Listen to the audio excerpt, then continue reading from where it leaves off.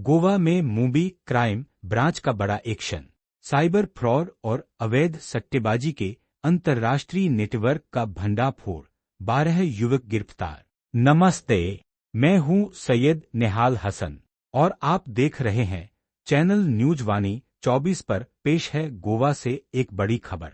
Mumbai crime branch की detection crime branch unit number 2 ने गोवा के रिसोर्ट में एक बड़ी कार्रवाई करते हुए साइबर धोखाधड़ी, अवैध ऑनलाइन गेमिंग और मनी लॉन्ड्रिंग के एक अंतर्राष्ट्रीय नेटवर्क का भंडाफोड़ किया है। इस छापेमारी के दौरान पुलिस ने मौके से 12 युवकों को गिरफ्तार किया है। यह पूरी कार्रवाई संयुक्त पुलिस आयुक्त अनिल कुंभारे, कृष्णात उपाध्याय, राजनीतिक शंकर और सहायक पुलिस अधिकारियों के मार्गदर्शन में वरिष्ठ पुलिस निरीक्षक दिलीप शेलके और प्रशांत राघरे और वसंत राणे इनकी टीम ने अंजाम दी। छापेमारी के दौरान आरोपियों के पास से 15 laptop, 128 ATM card, 85 mobile phone, 76 SIM card, 22 chequebook और 77 बैंक पासबुक समेत भारी मात्रा में इलेक्ट्रॉनिक उपकरण बरामद किए गए हैं।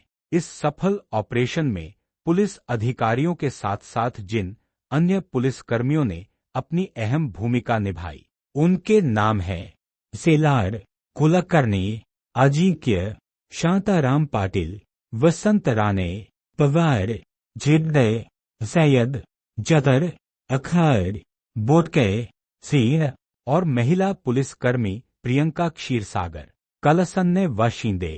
जांच में सामने आया है कि यह रैकेट बेरोजगार युवाओं को विदेशों में नौकरी का झांसा देकर फंसाता है और फर्जी बैंक खातों के जरिए करोड़ों रुपये क्रिप्टो व बिटकॉइन के रूप में विदेश भेज रहा था।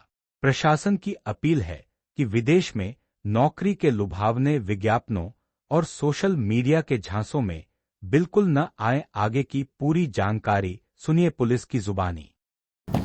यूनिट 2 क्राइम ब्रांच के पास एक साइबर फ्रॉड रिलेटेड इन्वेस्टिगेशन चालू था, जिसमें साइबर फ्रॉड और ऑनलाइन गेमिंग के जो पैसे इलीगल तरीके से आ रहे थे उनको एक दूसरे अकाउंट से लॉन्डर किया जा रहा था, लेयरिंग की जा रही थी और उसमें बहुत सारे अलग अलग अकाउंट्स खरीद के यूज़ किए जा रहे थे। इसमें इन्वेस्टिगेशन के दौरान अपर लिंक का शोध चालू था और उस दरमियान हमें लिंक मिली कि जो अकाउंट्स हैं वो मुंबई से गोवा भेजे जाते हैं। इन द सेंस फिजिकली वो नोट करके गोवा जाते हैं बस से, और उसके बाद गोवा में वो अकाउंट्स यूज़ करके वहाँ एक जगह बैठ के ये जो पैसों का ट्रांसफ़र है अलग अलग अकाउंट्स के थ्रू हो रहा है। तो गोवा में पहुँचने के बाद एक विला था, 2 फ्लोर का विला है, करीब 2000 स्क्वायर फीट का, और ये कलंगुट बीच के पास है गोवा में।